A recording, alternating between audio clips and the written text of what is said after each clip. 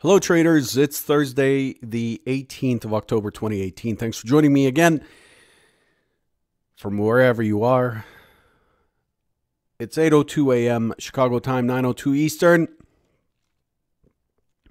Derivatives trading involves substantial risk of loss. It is not suitable for all investors. Past performance is not necessarily indicative of future results.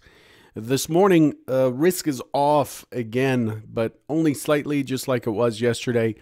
The S&P minis are down 10.5 points. Not a big deal in the ranges that we've been talking about lately.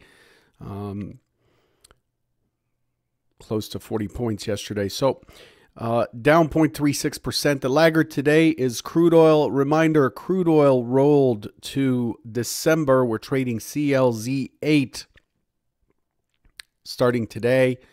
So crude, looking at the December contract starting today, it's currently trading at 68.68. And yesterday's close was 70 even on a contract adjusted basis, on a roll adjusted basis. Crude's a laggard, down $1 or 1.45%. It experienced a trend down day yesterday with a point of control at the low. The expectation was for it to continue lower into today, and it's doing so.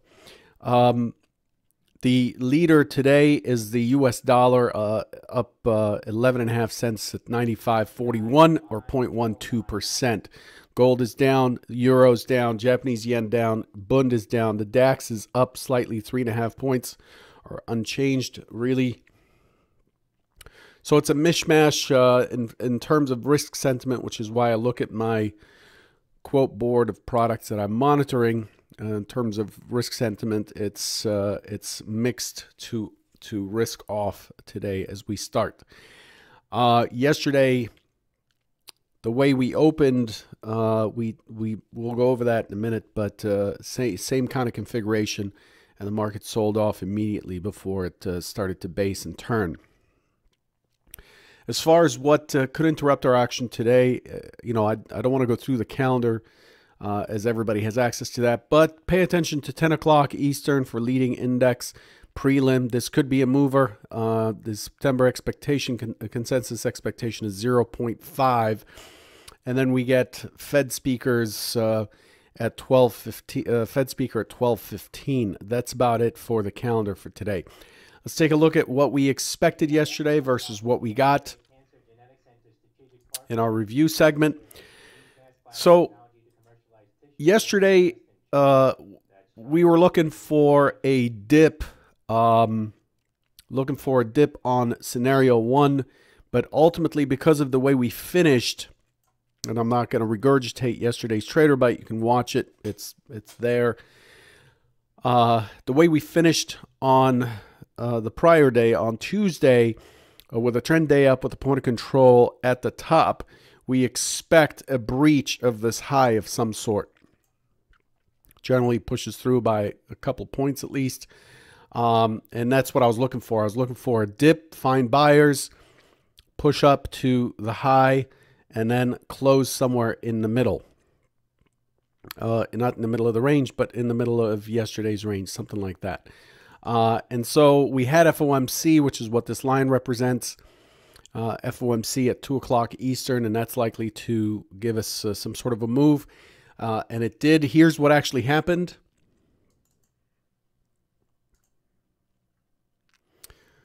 Ooh. Well, let's use the 15-minute rotation. The rotations are so busy now, which is great.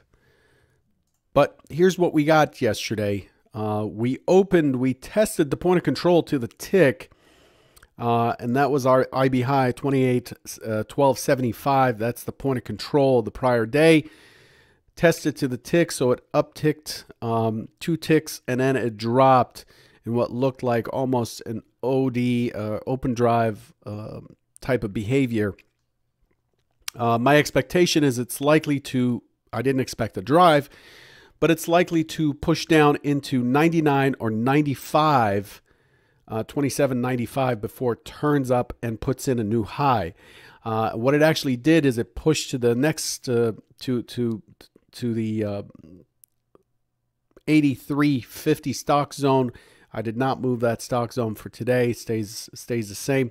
It pushed by a tick at 83, and then we get a bounce through the mid, and then it guns for it. Yesterday we had a neutral day.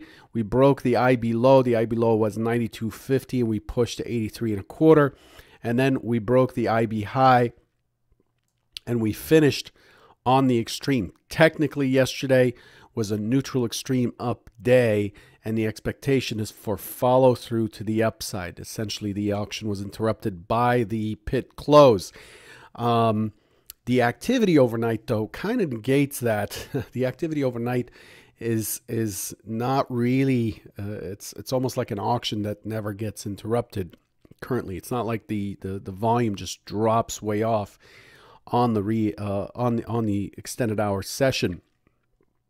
But we never did push that high as we would expect, and we ended up with a point of control that's near the high.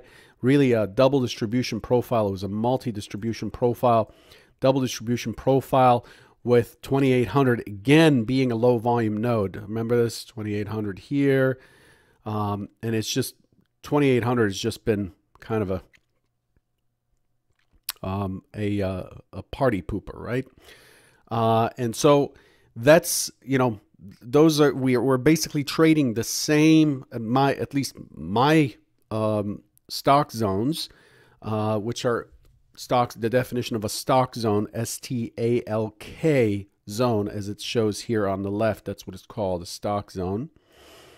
The definition of a stock zone is the areas where I intend to interact with the market. So the gray areas are the only areas I intend to interact on the market, into the market, based on volume profile, price action structure, and sometimes order flow. If there's some significant order flow anomaly that occurred in the day, I mark that and it becomes a stock zone.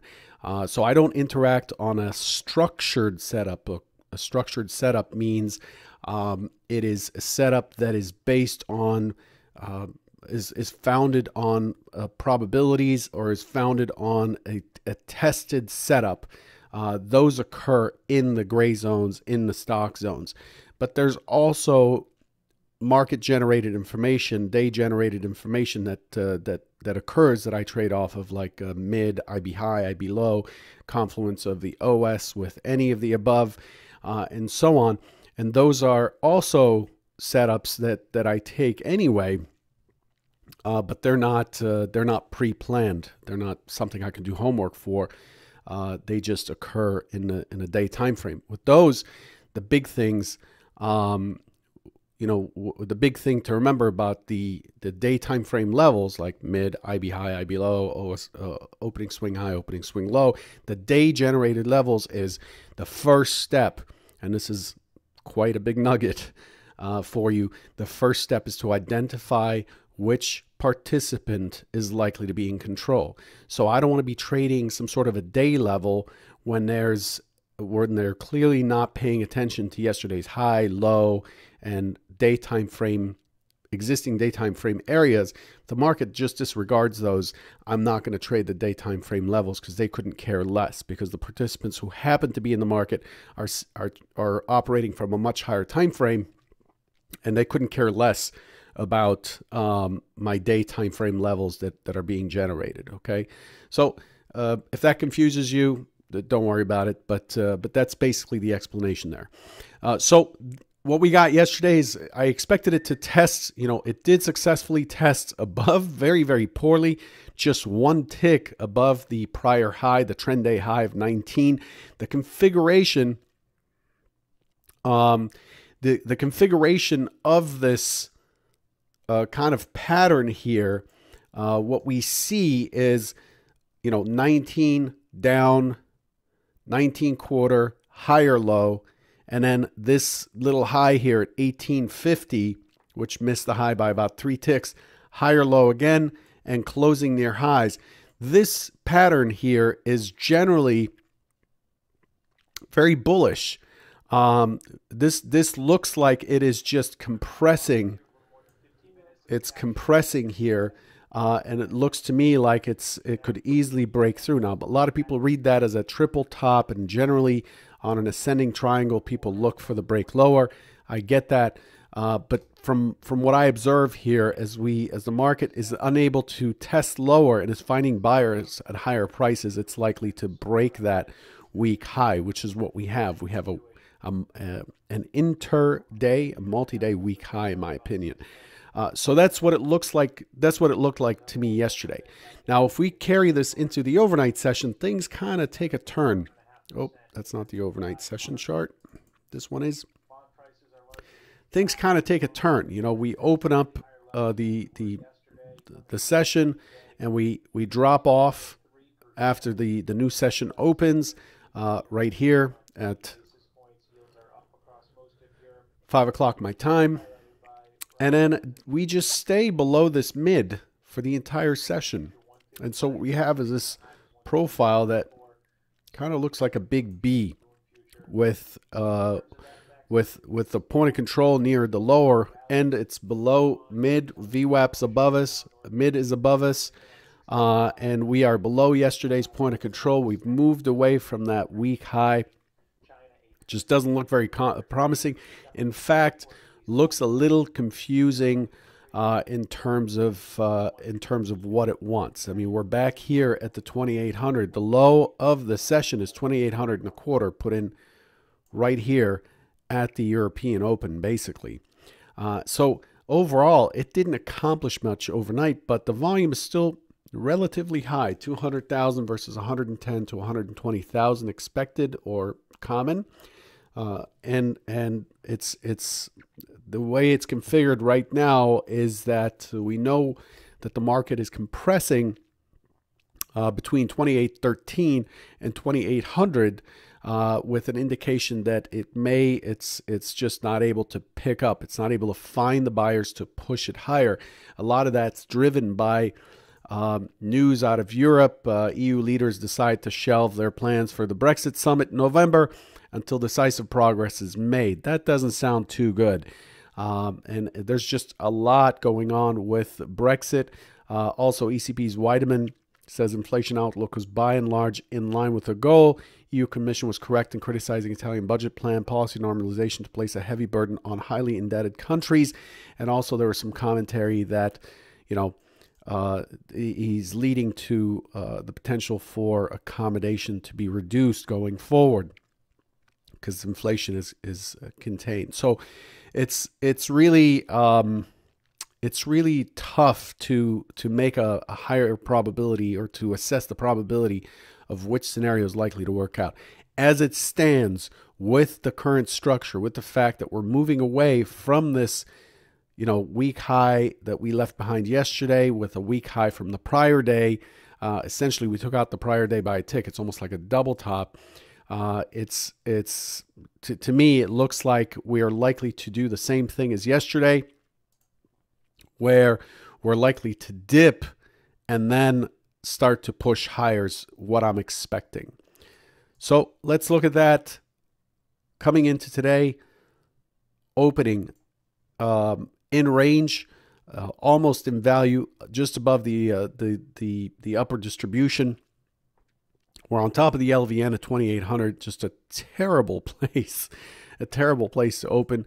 I expect it to be quite choppy, but I'm looking for it to drop down and retest this low from yesterday. It has the potential to push through, which will invite more selling.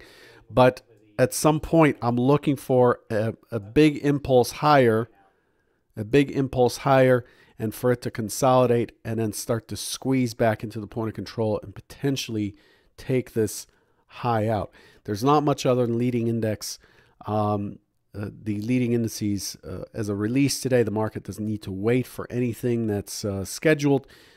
So to me, once we do this test, I really want to see the quality of that low and then start to trade from the opposite side back into the 2,800 and through. That's the main scenario. This is basically the trade that we've had for the last couple days. Secondary scenario is responsive. comes up to the point of control, consolidates, and then pushes through almost immediately. So we end up squeezing the negative inventory overnight. The short inventory overnight, we end up squeezing and balancing that out, and then we push higher, and we start to move into the 20s, and then 29 is next. It could push as high as 29 potentially from where we are today. It's about 30 points, and it's about the range that I would expect in current volatility. That's the second scenario. Okay, so what do we do as traders? We simply look for how is the progress being made by each participant. So it's really important to me. It's really important to really learn and understand order flow. You don't need to be generally when people talk about order flow, they think it's about scalping. Yes, you can scalp on order flow. You can get rid of all these charts and just scalp the flow. I've done it for years, and it's fine. There's an edge there as long as you maintain your discipline. However, order flow is also important in determining what the market's intentions are. Order flow is not just the prints on your time and sales tape. It's what's in the dome. How are the limit bids and offers shifting as the market moves towards them or moves away? Those are indications of intent. I know a lot of it's fake and spoof and stuff, but there are ways to look beyond that and tools to do that. So I'm looking at the order flow at key areas to see where I can't predict where it's going to turn, and sometimes I'm lucky in that it hits the spot exactly, and that's just pure luck. I'm not going to take credit for that, but I'm watching each area and how it responds there. And when I see a response and I see rotations expanding in the direction of my bias, then I'm acting. Okay, just make sure you have a plan, make sure you have risk control in place, and just let the market tell you what it wants. Okay, I know it sounds it's simple. As I've always said, it's simple. Trading is simple. It really is. It's just not easy. So it takes time. Good luck today, and I'll catch you tomorrow. Take care.